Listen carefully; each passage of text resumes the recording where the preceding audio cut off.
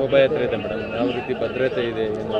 ಹಿಂದೂ ಮಹಾಗಣಪತಿಗೆ ಈಗಾಗಲೇ ಎಲ್ಲ ರೀತಿಯಾದಂತಹ ನಿಯೋಜನೆಯನ್ನು ಬಂದೋಬಸ್ತನ್ನು ಮಾಡ್ಕೊಂಡಿದ್ದೇವೆ. ಈಗ ತಾನೇ ನಮ್ಮ ಸಿಬ್ಬಂದಿ ಮತ್ತು ಆಫೀಸರ್ಸ್ಗೆ ಎಲ್ಲರಿಗೆ ವಿವರವಾಗಿ ಅವರೆಲ್ಲರಿಗೆ ಬ್ರೀಫ್ ಮಾಡಿ ಏನೇನು ಮಾಡಬೇಕು ಏನೇನು ಮಾಡಬಾರ್ದು ಅಂತ ಹೇಳಿ ಇವಾಗ ತಾನೇ ರೂಟ್ ಮಾರ್ಚ್ ಮಾಡಲಿಕ್ಕೆ ಹೋಗ್ತಾ ಇದ್ದೇವೆ.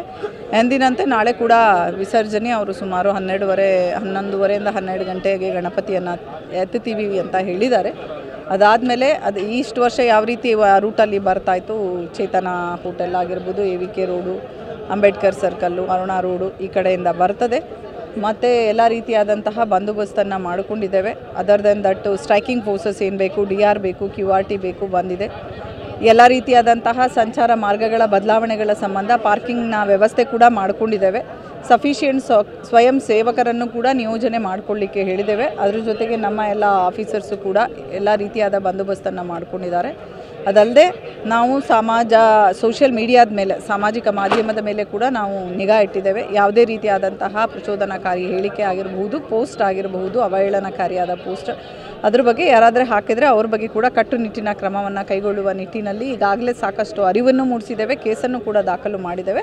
ಅದ್ರ ಬಗ್ಗೆ ಕೂಡ ನಿಗಾವನ್ನು ವಹಿಸಿದ್ದೇವೆ. ಒಟ್ಟಾರೆಯಾಗಿ ನಾಳೆ ಬಂದೋಬಸ್ತು ಎಲ್ಲ ರೀತಿಯಿಂದ ಮೆರವಣಿಗೆ ಶಾಂತ ರೀತಿಯಿಂದ ನಡಿಬೇಕು ಅನ್ನುವ ನಿಟ್ಟಿನಲ್ಲಿ ಬಂದೋಬಸ್ತನ್ನು ಮಾಡಿದ್ದೇವೆ. ಫೋರ್ಸು ಸುಮಾರು ಈಗಾಗಲೇ ನಾವು 1,500 ಅಧಿಕಾರಿ ಸಿಬ್ಬಂದಿಗಳನ್ನು ನಿಯೋಜನೆ ಮಾಡಿದ್ದೇವೆ. ಅದಲ್ಲದೆ KSRP DR ಇವಾಗಲೇ ಹೇಳಿದೆ, ಅದನ್ನು ಕೂಡ ನಿಯೋಜನೆ ಮಾಡಿಕೊಂಡಿದ್ದೇವೆ. DJ ವಿಚಾರವಾಗಿ ಸಾಕಷ್ಟು ಗೊಂದಲ ಆಗ್ತದೆ. ಹೇಳಿ, ಒಂದು ಕಡೆ DJ ಬೇಕೇ ಬೇಕು ಅಂತಂದ್ರೆ ಈಗಾಗಲೇ ನಿನ್ನೆ ಜಿಲ್ಲಾಧಿಕಾರಿ ಅವರು ಕೂಡ ಹೇಳಿದ್ದಾರೆ, ನಿಮಗೆ ಕೂಡ ಅವರು ಹೇಳಿದಾರಲ್ಲ, ಆಯೋಜಕರೇ ನಾವು DJಯನ್ನು ಬಳಸ್ತಾ ಇಲ್ಲ ಅಂತ ಹೇಳಿಬಿಟ್ಟು. ನಿನ್ನೆ ಅಲ್ಲಿ ರೇಟ್ ನಮಗೆ ಹೈಕೋರ್ಟಿಂದ ಕೂಡ ರೇಟ್ ಆಫ್ ಮ್ಯಾಂಡಮಸ್ ಹಾಕಿದ್ದಾರೆ. ಅದ್ರ ಸಂಬಂಧ ನಮಗೆ ಕೂಡ ನೋಟಿಸ್ ಸರ್ವ್ ಆಗಿದೆ. ಶಾಂತಿಯುತವಾಗಿ ಆಯಿತು.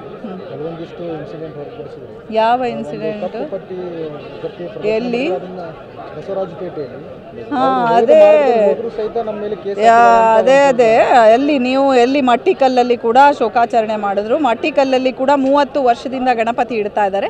30 ವರ್ಷದಿಂದ ಯಾವ ರೂಟ್ ಇತ್ತು ಅದೇ ರೂಟು ಕೂಡ ಈ ವರ್ಷ ಕೂಡ ಇದೆ. ಅವರು ಪದೇ ಬಂದು ತಕ್ಷಣವಾಗಿ ನಮಗೆ ಇದೇ ರೂಟ್ ಬೇಕಂತ ಕೇಳಿದ್ರಿಂದ ಇದು ವರ್ಷದಲ್ಲಿ ಯಾವ ರೂಟ್ ಇದೆಯಪ್ಪ ಅದೇ ರೀತಿಯಾಗಿ ಮಾಡಿ ಅಂತ ಹೇಳಿದ್ದೇವೆ. ಬಸವರಾಜಪೇಟೆ ಅವ್ರಿಗೂ ಕೂಡ ಅವರು ಬಂದಿದ್ದಾರೆ, ನಾವು ಬೆಳಗ್ಗೆಯಿಂದ ಹೇಳ್ತಾ ಇದ್ದಾರೆ. ಅವ್ರಿಗೆ ನಾವು ಯಾವತ್ತೂ ಇದೇ ದಿವಸ ಬಿಡಬೇಕು ಹೇಳಿಲ್ಲ. ಅವರೇ ಇಂಥ ದಿವಸ ಬಿಡ್ತೀವಿ ಅಂದರು, ಸ್ವಿಚ್ ಆಫ್ ಮಾಡ್ಕೊಂಡು ಹೋಗಿದ್ರು. ಆಮೇಲೆ ಅವರೇ ಬಂದಿದ್ದಾರೆ, ಎಲ್ಲರೂ ಬಂದರು, ಮಹಿಳೆಯರೆಲ್ಲ ಬಂದರು, ಗುಂಪು ಕಟ್ಕೊಂಡ್ರು, ಪ್ರತಿಭಟನೆ ಮಾಡಿದ್ರು, ಘೋಷಣೆಯನ್ನು ಕೂಗಿದ್ರು. ಇದ್ರ ಸಂಬಂಧ ಕೇಸ್ ಆಗಿದೆ. ಯಾವುದ್ರ ಸಮಸ್ ಹಾಕಿದ್ದಾರೆ ಅಂದರೆ ಇದುವರೆಗೆ DJಯನ್ನು ಯಾರಿಗೆ ಕೂಡ ಕೊಡಲಿಲ್ಲ. ಹಾಗಾಗಿ ಇನ್ನು ಮುಂದೆ ಈಗ ಪ್ರೆಷರ್ ಬಂತು ಅಂತ ಹೇಳಿ ಪೊಲೀಸವರು ಕೊಡುವಂತಹ ಇದಿದೆ. ಹಾಗಾಗಿ ಡೈರೆಕ್ಷನ್ಸ್ ಕೊಡಬೇಕು ಅಂತ ಹೇಳಿಬಿಟ್ಟು ಹೈಕೋರ್ಟ್ಗೆ ಹೋಗಿದ್ದಾರೆ. ಅದರ ಸಂಬಂಧ ನಮಗೆ ನೋಟಿಸ್ ಸರ್ವ್ ಆಗಿದೆ.